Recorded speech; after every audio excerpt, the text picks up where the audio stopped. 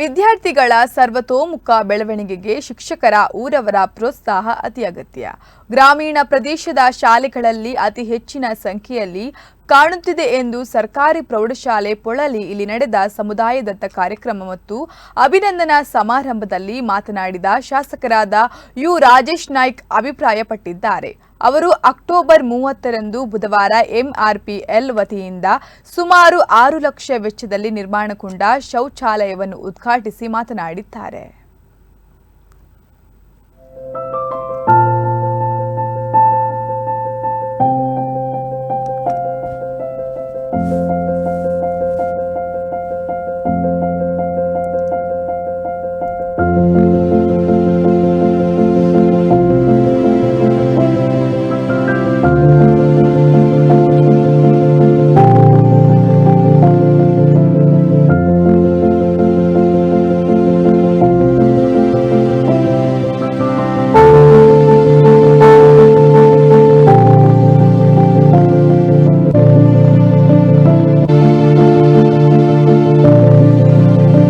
ಒಂದು ಶೌಚಾಲಯವನ್ನು ಇವತ್ತು ನಮಗೆ ಲೋಕಾರ್ಪಣೆ ಮಾಡಿಕೊಟ್ಟಿದ್ದಾರೆ.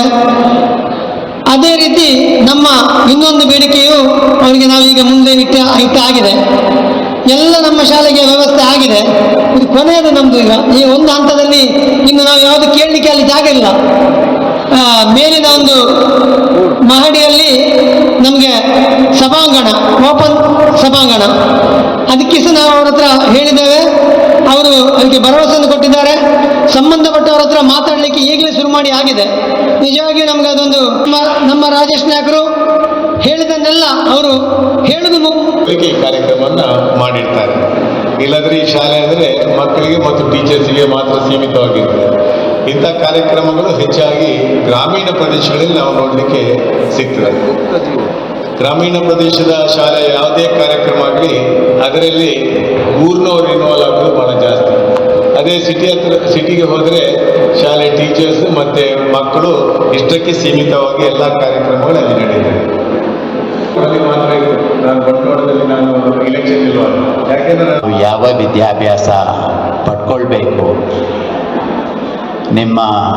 ನಿಮಗೆ ವಿದ್ಯಾಭ್ಯಾಸ ಕಲಿಸುವಂಥ ಅಧ್ಯಾಪಕರು, ಗುರುಗಳು, ಅವರ ಮೇಲೆ ನಿಮಗೆ ಪ್ರೀತಿ ಇರಲಿ, ಅವರ ಮೇಲೆ ನಿಮ್ಮದು ರೆಸ್ಪೆಕ್ಟ್ ಇರಬೇಕು, ಅವರಿಗೆ ಮರ್ಯಾದೆ ಕೊಡಬೇಕು.